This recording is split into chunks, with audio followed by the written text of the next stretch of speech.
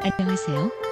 중국 뉴스 해설입니다. 여러분들의 구독과 좋아요는 이 박사 채널이 성장하는 데 도움이 됩니다. 댓글을 달아주실 때는 이 박사에 대한 비판과 비평은 관계없으나 제3자, 예를 들어 특정 인물이나 특정 국가에 대한 비판은 삼가해 주시기 바랍니다. 일정 공지 기간이 지나면 그러한 댓글들은 삭제하도록 하겠습니다. 여러분들의 많은 협조 바랍니다. 미중 무역 협상 1단계가 체결이 됐습니다. 그런데 많은 전문가들이 이 1단계 합의가 제대로 이행될 것인지에 대해서 여러 가지로 의문을 표시하고 있죠. 어떤 전문가들은 중국이 약속을 이행할 의지가 없다고 단언하기도 하고, 또 어떤 전문가들은 중국이 약속을 이행할 능력이 부족하다고 하는 사람도 있습니다. 그래서 저는 이러한 전문가들의 논의를 분야별로 하나씩 짚어보고자 합니다. 오늘은 첫 번째로 농산물 구매 약속을 과연 중국이 지킬 수 있겠는가에 대해서 중국의 농업 현황을 좀 살펴보면서 여러분들과 함께 검토해 보고자 합니다. 이러한 시기에 맞춰서 작년 말에 중국 정부는 화이트북을 발표를 해서 중국이 농산물 자급자족을 이루었음을 발표를 했습니다. 그런데 사실 중국이 식량의 자급자족을 이뤘다고 이야기한 것은 작년이 처음은 아닙니다. 10년도 전인 2009년도에 한국의 농촌경제연구원에서 나온 보고서를 보면 중국이 기본적으로 자급자족을 이루었다고 이야기를 하고 있습니다. 그렇지만 이 보고서에서는 중국이 다음과 같은 5가지의 문제에 직면할 것이라고 이야기를 했죠. 첫 번째는 식량의 소비 수요가 지속적으로 증가하고 있다는 점입니다. 그래서 이러한 소비의 증가에 맞추기 위해서는 중국이 식량을 계속해서 증산하지 않으면 안 된다는 것을 지적을 했죠. 또 경지 면적도 지속적으로 감소하고 있다는 것을 지적을 했습니다. 경작을 하는 면적이 점점 줄어들면 식량의 생산이 줄어들 수밖에 없죠. 중국은 2009년도 당시 1인당 평균 경지 면적이 세계 평균의 40%에 불과했습니다. 구조적으로 경지 면적이 너무 적은 것이죠. 세 번째는 수자원이 매우 부족하다는 점을 지적을 했습니다. 당시 중국의 1인당 수자원 점유량은 세계 평균 수준의 28%도 미달하는 그런 수준이었죠. 이 중국의 수자원 관리에 대해서는 한국 분들은 크게 관심을 쏟지 않는 남수북조 프로젝트, 삼엽댐 프로젝트, 그리고 이에 관계된 여러 가지 일들이 있습니다. 이것은 다음 기회에 제가 한번 정리를 해서 따로 여러분들께 보고를 드리도록 하겠습니다. 중국에는 예로부터 이런 말이 있습니다. 황하는 70년 주기로 범람을 하고 양자강은 200년을 주기로 범람을 한다. 황하강이 범람을 하면 황제가 바뀌고 양자강이 범람을 하면 왕조가 바뀐다 라고 말이죠. 또 어떤 학자들은 중국의 인구 구성이 옛날부터 황하강 유역에 사는 인구가 60%, 그리고 양자강 유역에 사는 인구가 40%, 반면에 농산물의 생산은 북방이 40%, 남방이 60%, 이렇게 해서 서로 균형이 안 맞는 것이죠. 그렇게 해서 북방 세력이 권력을 장악하면 남방에 있는 양식을 가져다가 먹이기 때문에 천하가 태평하고, 남방의 왕조가 권력을 잡으면 먹을 것이 모자르기 때문에 밀란이 끊이지 않는다, 이렇게 보는 견해도 있습니다. 그만큼 중국의 수자원 관리라는 것은 단순히 식량의 생산에만 영향을 주는 것이 아니라 중국의 역사 그 자체에 직접적으로 영향을 주는 큰 영향 요소입니다. 네 번째로 지적한 것은 식량 수급의 불균형이 매우 심각하다는 것입니다. 지역 간 불균형이 심한 것이죠. 그런데 2009년도에 중국의 식량 생산을 보고 있으면 북방의 식량 조달 비율이 36.2%에서 43.5%까지 증가했다고 합니다. 이것이 북방의 식량 생산이 늘어난 것 뿐이라면 좋겠는데, 사실은 남쪽의 식량 생산이 감소하고 있는 것이기도 해서 이것은 큰 잠재적인 위협이 될 수 있는 것이죠. 그리고 품목별로 차이가 큽니다. 예를 들어 밀, 쌀, 보리, 고량, 중국에서 소비하는 각종 농작물 그리고 축산물들의 공급과 수요가 서로 잘 맞지 않고, 또 각 지역별로도 그 불균형이 심화되고 있는 것입니다. 우리나라 농촌경제연구원이 지적한 이 5가지 사항은 10년 전에 지적한 사항이긴 하지만 제가 볼 때는 지금도 완전히는 해소되지 않았습니다. 그렇지만 중국 정부의 발표를 보면 제 생각하고는 좀 다르죠. 중국 정부가 작년 10월에 발표한 식량 안전 화이트북에 따르면 중국의 인구는 세계의 5분의 1인데 식량 생산은 4분의 1이다. 말하고 싶은 거는 식량을 충분히 생산하고 있다는 뜻이죠. 그래서 중국 정부는 중국 인민들은 과거의 배고픈 상태에서 지금 배부른 상태가 됐고 이제 잘 먹는 상태로 진행 중이다, 이렇게 이야기를 했죠. 그것은 1인당 식량 소비량의 증가를 보면 알 수 있습니다. 이렇게 중국의 식량 생산이 급격하게 증가할 수 있었던 것은 생산성의 향상과 경작 면적의 증가가 주된 원인이 때문입니다. 해방 당시 중국의 농업 생산성은 세계적으로도 대단히 낮은 수준이었습니다. 안정적인 정권이 들어서고 농업 생산에 기술적 요인이 도입되기 시작하면서 생산성이 비약적으로 개선이 되었죠. 그래서 중국 정부는 이 보고에서 이제는 세계 평균 생산성을 압도할 만한 그 정도 수준에 도달했다고 이야기를 하고 있습니다. 이제 매년 6억 톤 이상을 안정적으로 생산하는 그런 단계에 다다르게 된 것입니다. 그리고 특히 생산량의 오차가 플러스 마이너스 6% 범위 내에 있음으로 해서 안정성이 확보됐다는 것이죠. 그래서 중국 정부는 곡물의 경우 자급률이 95%를 넘었기 때문에 자급자족이라고 해도 좋겠다, 이렇게 선언을 했습니다. 그리고 농지의 경우 난개발로 인한 농지 유실을 고려해서 여러 가지 기본 정책을 만들어서 엄격하게 집행해 오고 있습니다. 먼저 농지 보호 레드라인이라는 걸 설정했습니다. 이 레드라인 이내로는 절대 농지를 줄일 수 없다고 하는 그런 정책입니다. 각 지방정부가 토지를 이용할 때 먼저 마스터 플랜을 세우게 했고 연도 계획을 다시 승인받게 했죠. 그리고는 정천과고라는 정책을 했는데 우리식으로 표현하면 플러스 마이너스 제로 정책이라고 할 수 있습니다. 만일에 어떤 목적으로 농지를 이만큼을 다른 목적으로 써야만 하는 일이 발생을 한다면 그만한 면적 이상의 농지를 확보하고 그 농지를 쓰라는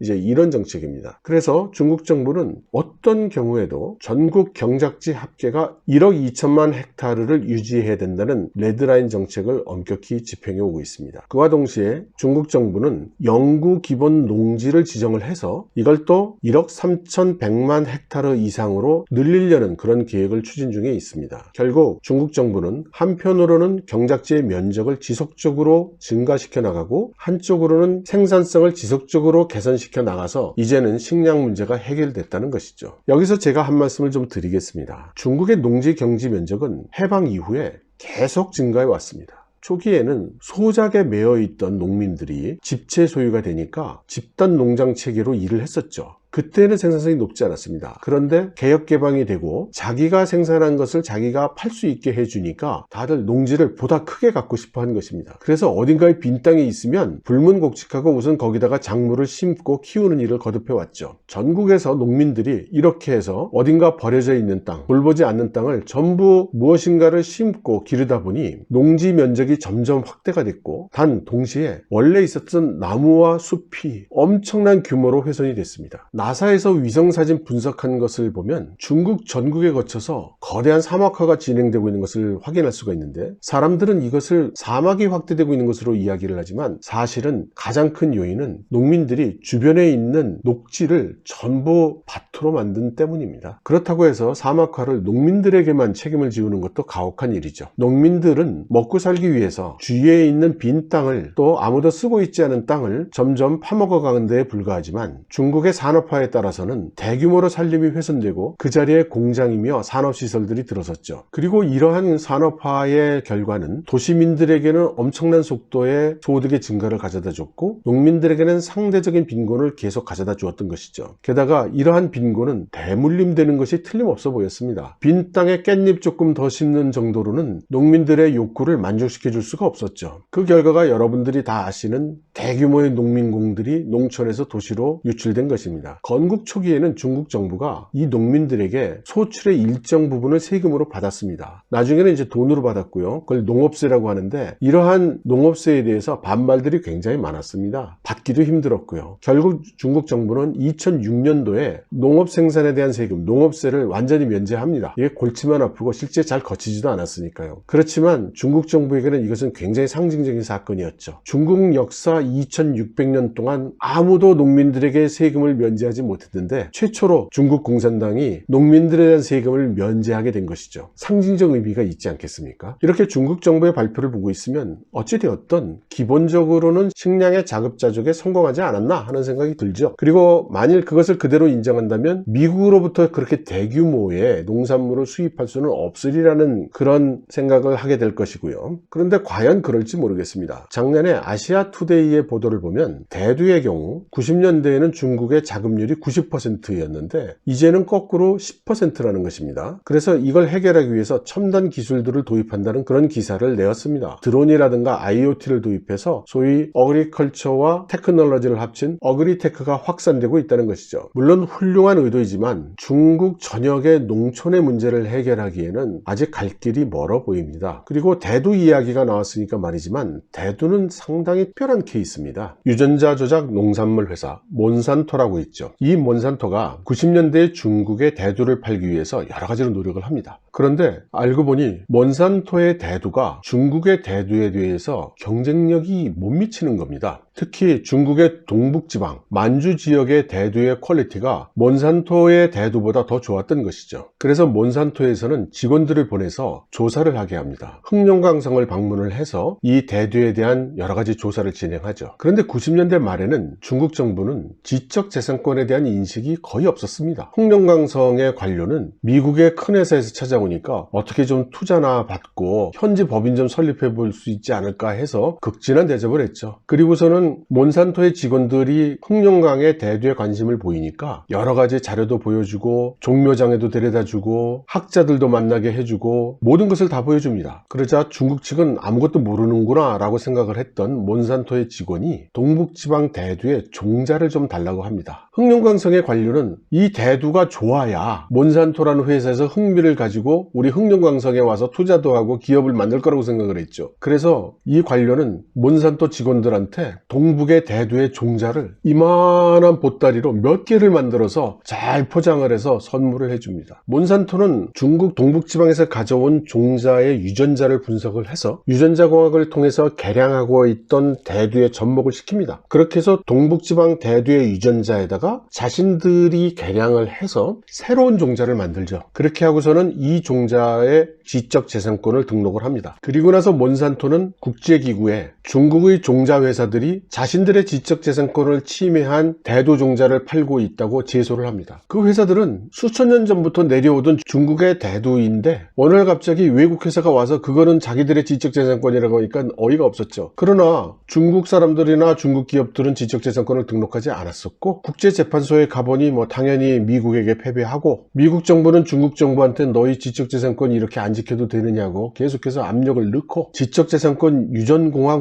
복잡한 소리니까 잘 못 알아듣겠고 그래서 중국 정부는 결국 몬산토의 주장을 받아들입니다. 그렇게 해서 그날 이후로 점점 중국의 대두 종자는 중국의 종자가 아니라 몬산토의 종자로 바뀌게 됩니다. 그런데 이상한 것은 이렇게 몬산토의 종자를 가져다가 심어서 경작을 해봤는데 미국에서 생산되고 있는 대두에는 경쟁이 안 되는 겁니다. 그 결과는 중국의 대두 시장은 점점 몬산토의 대두로 다 바뀌어갔고 또 중국에서 생산되고 있는 대두는 미국의 대두에게 경쟁력에서 밀려나게 됩니다. 그리고는 이제 미중 무역 전쟁이 일어나면서 트럼프 대통령이 미국의 대두를 사가라고 하는 거죠. 저는 이 장면에서는 중국 정부를 동정하지 않을 수가 없습니다. 이야기가 옆으로 샜는데요. 2017년도 시사위크의 보도에 따르면 2090년대 초반까지 곡물을 수출했던 중국이 90년대 후반부터 곡물을 수입하기 시작했습니다. OECD에 따르면 중국은 작년에 약 1억 1040만 톤의 곡물을 수입을 했습니다. 시사위크는 예측하기를 2026년이 되면 이 수입량은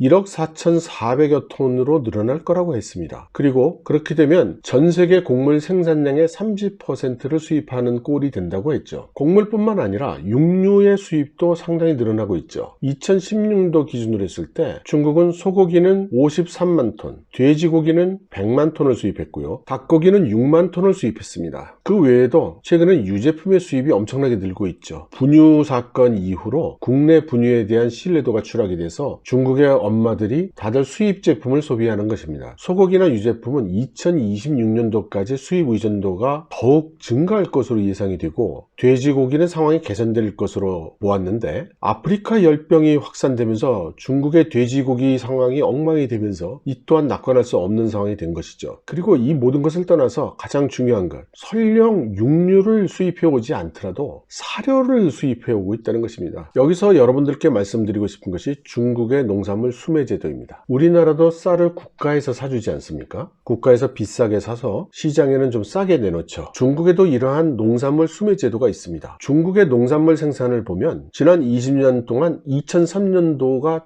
최저 생산을 한 것을 볼 수 있습니다. 실제로 자칫하면 식량 공황에 갈 수 있는 상황이었죠. 중국 정부는 사건 발생 다음엔 2004년부터 먼저 쌀에 대해서 수매 제도를 시작합니다. 그런데 중국의 수매 제도는 우리나라하고는 조금 다른 로직으로 돌아갑니다. 중국 정부의 수매 제도의 기본 골격은 최저가를 유지해 준다는 그런 철학입니다. 쌀을 예로 들어보죠. 중국에서는 여러 가지 품종의 쌀이 있습니다. 그 가격 차도 엄청납니다. 2배, 3배 차이 나니까요. 그래서 중국 정부는 이러한 쌀값 중에서 중국 정부가 생각할 때 최저 가격, 이 정도는 받아야 농민들이 생활이 된다고 생각하는, 그러니까 우리나라의 최저 임금과 같은 개념이죠. 이렇게 가격을 설정하는 것입니다. 그렇게 해서 그 가격으로 당신이 판다면 내가 전량을 수매해 주마, 이렇게 하는 것입니다. 우리나라 수매 제도하고는 조금 다르죠. 그리고서는 2006년도에는 밀, 그리고 2007년도에는 옥수수와 대두에 대해서 실시를 합니다. 바로 주요 식량에 대해서 이런 수매 제도를 실시한 것이죠. 그리고 이것을 집행하는 기관으로 지정된 회사가 중국 축비량 관리 집단 유한공사라고 하는 회사입니다. 영어로는 시노그레인이라고 하고요. 그래서 이 시노그레인이 농민들로부터 쌀, 대두, 옥수수 이렇게 계속 수매를 해온 것입니다. 그리고 중국 전역에 창고를 만들어서 그것을 비축을 하죠. 이러한 제도를 실시한 다음부터 중국의 농산물 생산이 안정이 되고 농민들이 농지를 버리는 이런 현상이 줄어들면서 경작 면적도 계속 증가를 하고 농산물의 생산은 많이 확대가 됩니다. 안정화가 이루어진 것이죠. 문제는 원래는 이 조치는 임시 조치로 시작이 됐던 것인데 한번 시작을 해놓으니까 돌이킬 수가 없게 됐습니다. 그래서 결과적으로 오늘날까지 십수년간 계속하게 되었는데 우리나라나 일본하고 유사한 상황이 역시 발생을 하죠. 중국 국내의 농산물 가격이 전반적으로 국제 가격의 30-40% 수준까지 올라가게 된 겁니다. 결국 중국 정부가 이 차이를 보조금으로 채운 꼴이 되는 거죠. 여기에 투입되고 있는 중국 정부의 예산이 우리나라 돈으로 매년 70조에서 100조 규모에 다다르는 것으로 추정이 되고 있습니다. 제가 지난번 동영상에서도 국유기업에 대한 보조금, 이 제도는 중국 정부가 사회를 통제하는 유력한 수단이라고 말씀을 드렸었는데요. 이 경우도 보십시오. 이 농산물 수매 공사의 수지 차이를 정부가 보조금으로 메워주지 않는다면 이게 계속될 수 있습니까? 계속될 수 없으면 농민들은 농사를 안 지을 것이고 그러면 식량 위기가 올 것이고 중국 정부가 그렇게 놔둘 수는 없죠. 그렇지만 매년 이렇게 거액의 예산을 쓰는 것도 방법은 아닙니다. 그래서 중국 정부가 작년에 최초로 쌀의 수매 가격을 조금 낮췄습니다. 킬로그램당 2펀첸 1kg가 중국 쌀값이 좀 싼 브랜드는 1.22위안이고 좀 비싼 브랜드는 4위안 정도 하는데요. 정부가 수매 가격을 1마오 줄인 겁니다. 그러니까 줄어든 폭이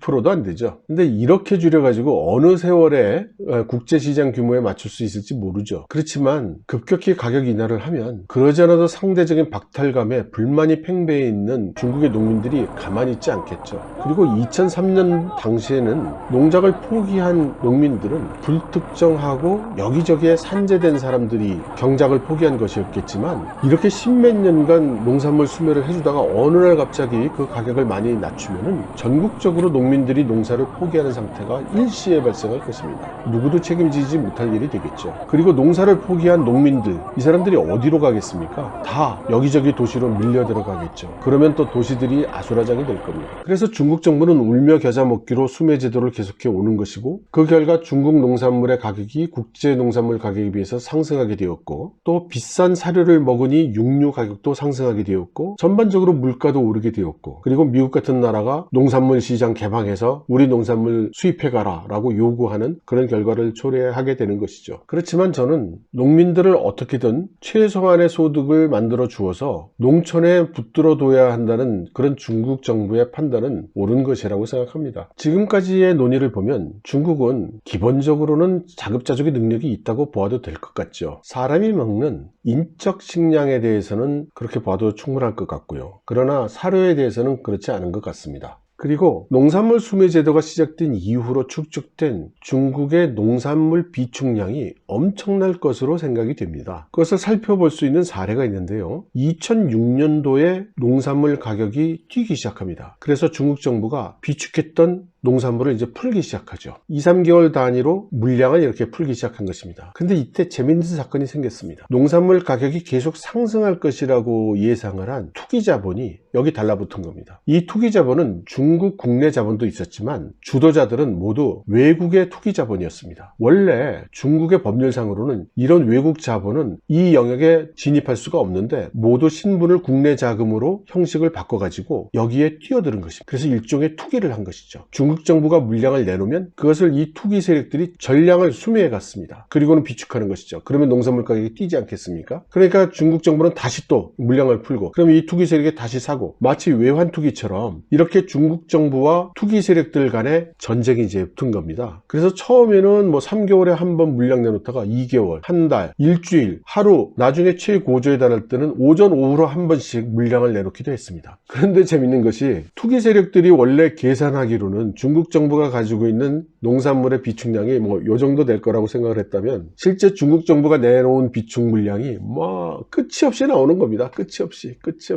결국 투기 세력들이 못당하고 패배했죠. 그래서 중국 정부는 큰 돈을 챙겼고 투기 세력들은 큰 돈을 잃었습니다. 여기서 중국 정부가 비축하고 있는 식량이 엄청난 규모라는 것을 알 수가 있죠. 그리고 얼마나 비축하고 있는지는 국가 기밀 사항이라고 합니다. 아무도 모른다고 하네요. 또 하나 여러분들께 소개를 한다면 대두 관련해서 아까 말씀드린 몬산토 외에도 또 사건이 있습니다. 대두의 국제 가격이 2000년부터 2004년 사이에 3배 가까이 폭등을 합니다. 음모론을 좋아하는 사람들은 이것도 국제 투기 자본의 조작이라고 이렇게 이야기하는 사람도 있죠. 이렇게 대두 가격이 올라가니까 농가는 대두 경쟁 능력을 적극적으로 확대하기 시작했고 대두를 가공하는 그런 회사들도 많이 늘어났습니다. 그런데 2005년에 대두 가격이 2000년도 수준으로 되돌아갑니다. 대폭락을 한 것이죠. 오를 때는 5년에 걸쳐서 올랐는데 한 해의 제자리로 되돌아갔으니까 엄청난 폭락을 한 것이죠. 이때 중국의 관련 산업들이 대타격을 받습니다. 그리고 이때 또 국제 자본들이 들어와서 도산하거나 어려움을 겪고 있는 이 대두 관련 기업들을 사냥합니다. 다 주워 담죠. 그 결과 중국의 주요 식용유 회사는 모두 외국 자본에게 넘어갑니다. 여러분들 우리가 중국집 가서 중국 음식 먹으면